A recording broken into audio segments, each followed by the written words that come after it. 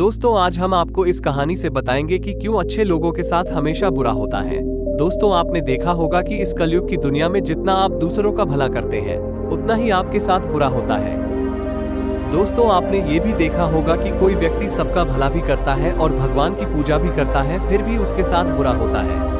ना ही वो व्यक्ति किसी के साथ जानबूझकर किसी का मन नहीं दुखता, फिर भी उसके ही साथ बुरा होता है और गरीबों की मदद भी करता है, लेकिन फिर भी उसके साथ बुरा, अन्याय और अत्याचार जब होता है तो लोगों के मन में एक प्रश्न उठता है कि उसके साथ बुरा क्यों हुआ। तो यही उत्तर जानने के लिए दोस्तों हम इस कहानी को लाए हैं। अगर आपको भी जानना है कि अच्छे लोगों के साथ बुरा क्यों होता है तो इस कहानी को आखिर तक जरूर सुनिएगा।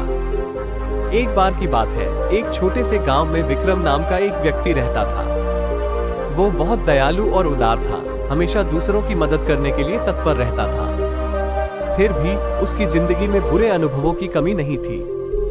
विक्रम इस बात से बहुत परेशान था कि अच्छे लोगों के साथ बुरी बातें क्यों होती हैं।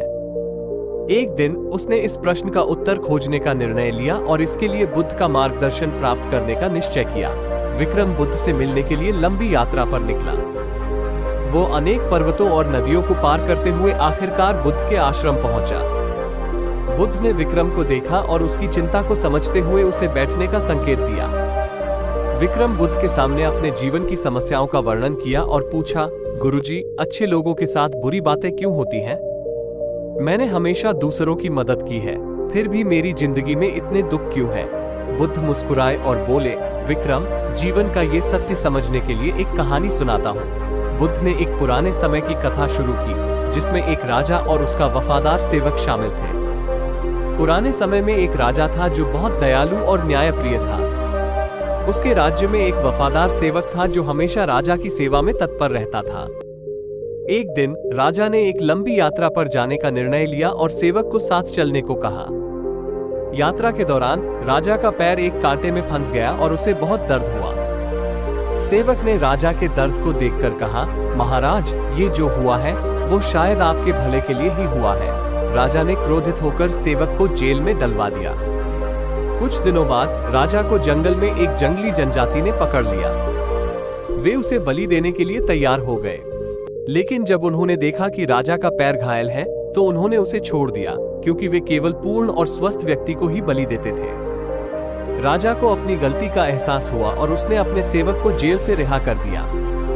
उसने सेवक से माफी मांगते हुए कहा, तुम सही थे, जो हुआ वह मेरे भले के लिए ही हुआ। बुद्ध ने विक्रम को समझाया, जीवन में जो भी होता है उसका कोई न कोई कारण होता है। अच्छे लोगों के साथ भी बुरी बातें होती हैं, लेकिन वे हमें कुछ सिखाने या हमारे भले के लिए होती हैं। हमें धैर्य और समझदारी से काम लेना चाहिए। विक्रम ने बुद्ध के शब्दों को मन में बैठा लिया और उसे जीवन की सच्चाई का एहसास हुआ। उसने धन्यवाद दिया और अपने गांव लौट गया, मन में शांति और समझदारी लेकर। विक्रम जीवन के प्रति अपना दृष्टिकोण बदल लिया और उसने हर घटना को एक सिखावनी के रूप में देखना शुरू किया। उसने अपने जीवन में शांति और संतोष पाया, ये समझते हुए कि हर चीज का एक कारण होता है और हर अनुभव हमें कुछ सिखाने के लिए होता है। दोस्तों अगर आपको ये कहानी पसंद आई तो please like, share and subscribe जरूर कीजिएगा।